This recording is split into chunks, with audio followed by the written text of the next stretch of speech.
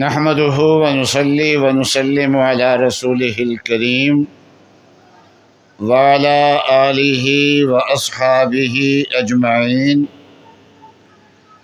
اللهم صل على سيدنا ومولانا محمد وعلى آل سيدنا ومولانا محمد وبارك وسلم صلاة وسلاما كثيرا كثيرا.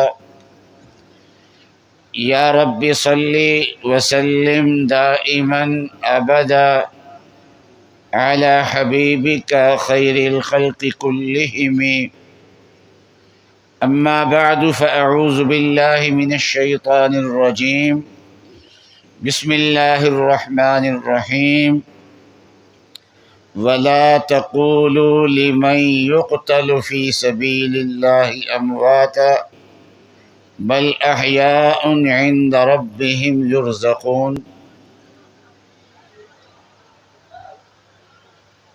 صدق اللہ العظیم وصدق رسولہ النبی الکریم.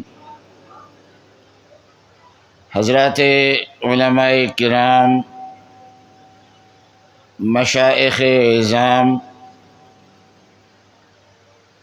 آج ہم سالانہ شہادت کانفرنس میں شریک ہے،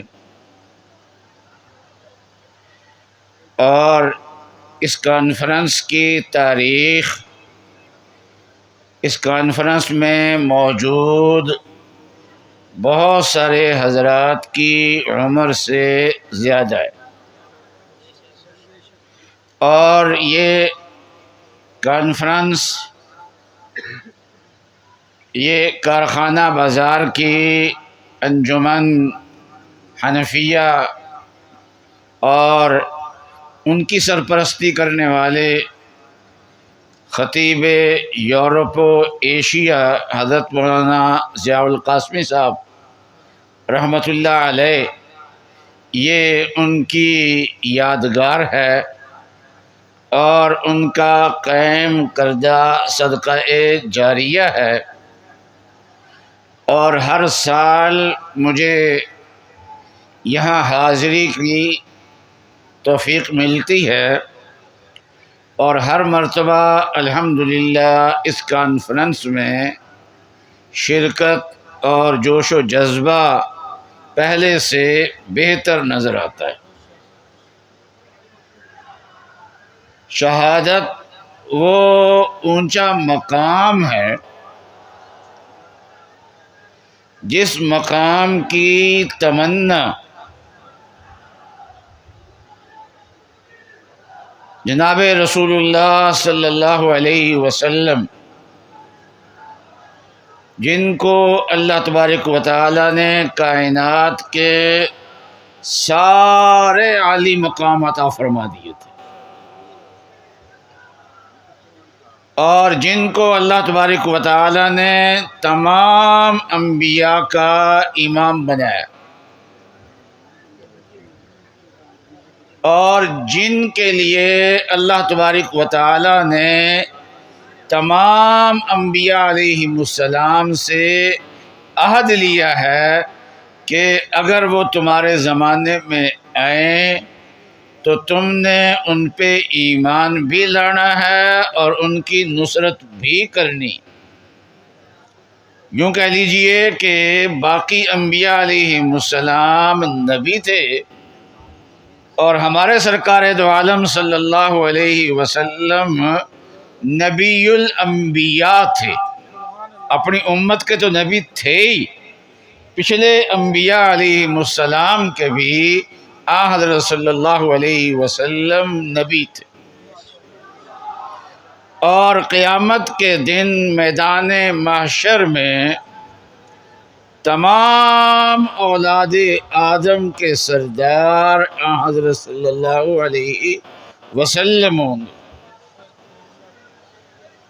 اور اللہ تبارک و تعالی نے ایک مقام رکھا ہے جس مقام کا نام مقام شفاعت ہے.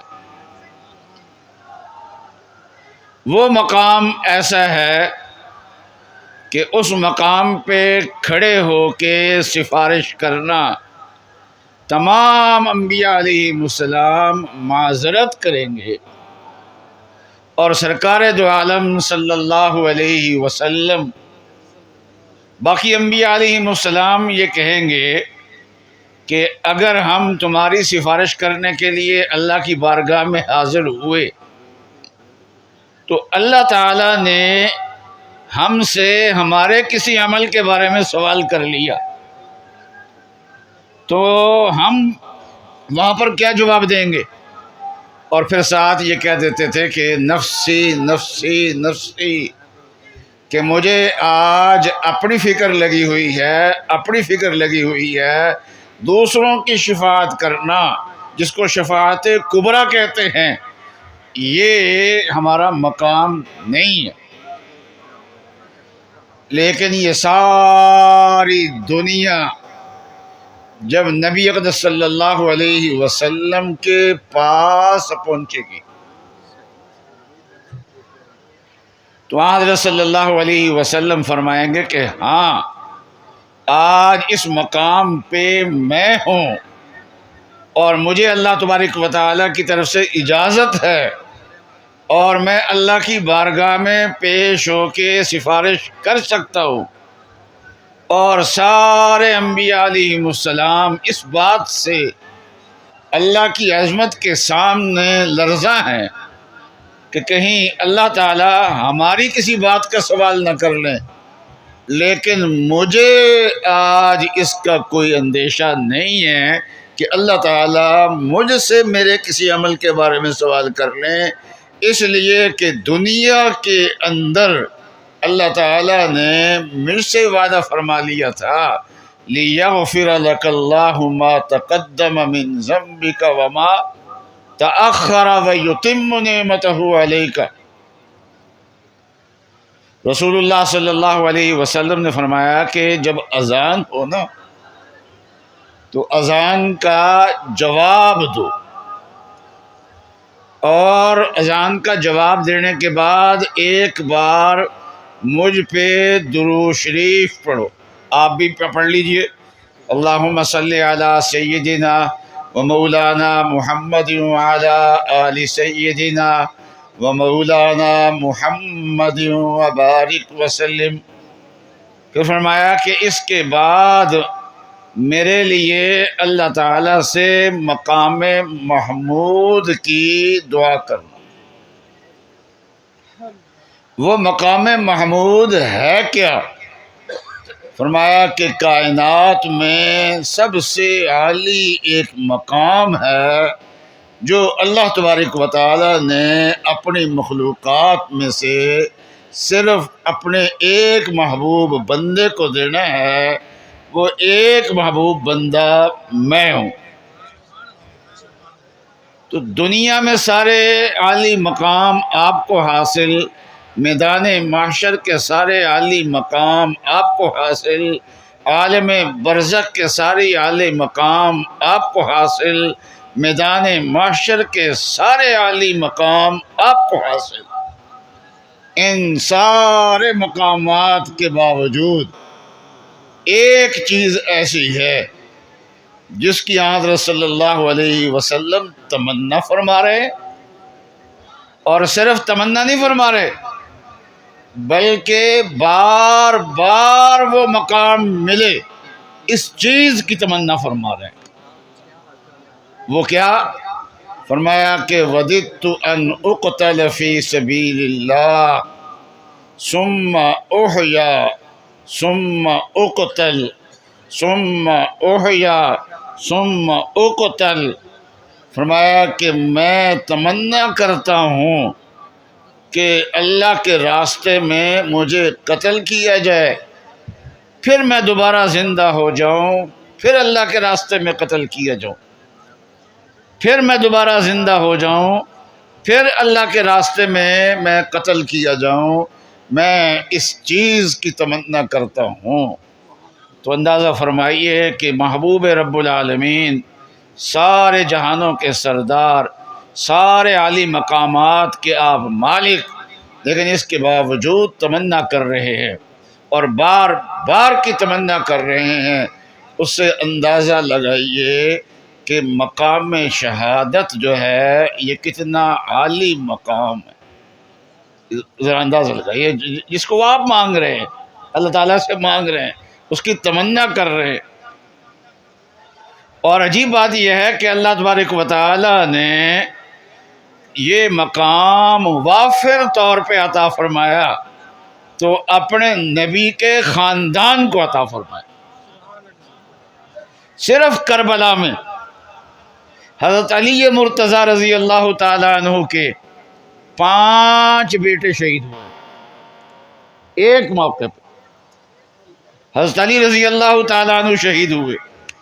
یہ شہادت کا مقام حضرت صلی اللہ علیہ وسلم کے محبوب چچا حضرت حمزہ نے پایا۔ یہ عالی مقام ہے اور یہ مقام، یہ ہر قتل ہونے والا جو ہے وہ شہید نہیں ہے، صاحب ایمان شہید ہوتا ہے۔ اور دوسرا، قرآن نے 2 جگہ شہیدوں کا تعارف کرایا۔ ایک جگہ فرمایا وَلَا تَقُولُوا لِمَن يُقْتَلُ فِي سَبِيلِ اللَّهِ، یہ بات کہ جو اللہ کے راستے میں شہید ہو جائے ان کو مردہ نہ کہنا۔ اور دوسری جگہ ارشاد فرمایا وَلَا تَحْسَبَنَّ الَّذِينَ قُتِلُوا فِي سَبِيلِ اللَّهِ أَمْوَاتًا، کہ جو اللہ کے راستے میں قتل ہو جائے تو ان کے بارے میں مردہ ہونے کا گمان بھی نہ کرنا، کبھی سوچنا بھی نہ۔ دونوں جگہ جو لفظ بولا گیا ہے وہ فی سبیل اللہ ہے، اللہ کے راستے۔ تو معلوم یہ ہوا کہ ہر جان دینا شہادت نہیں، اللہ کے راستے میں جان دینا یہ شہادت ہے۔ اور امام حسین رضی اللہ تعالی عنہ کا شہید ہونے میں سب کا اتفاق ہے، ان کی شہادت کو سب سلام کرتے ہیں۔ تو حضرت علی رضی اللہ تعالی عنہ شہید ہوئے کفار سے مقابلے کر کے، حضرت حمزہ شہید ہوئے کفار سے مقابلہ کر کے، احد میں 70 صحابہ شہید ہوئے کفار سے مقابلہ کر کے۔ تو معلوم یہ ہوا کہ ایمان و کفر کا جہاں پر مقابلہ آ جائے تو وہاں جو ایمان کی جانب میں کھڑا ہو کے جان دے دے وہ شہید شمار ہوتا ہے، وہ اللہ کے راستے میں شمار ہوتا ہے۔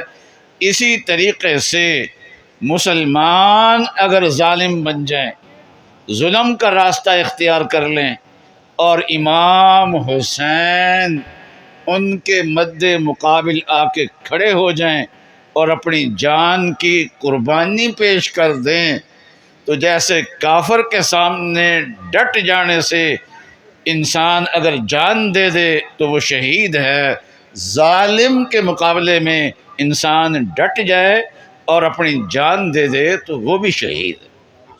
حضرت امام حسین نے یہ ہمیں سبق دیا ہے۔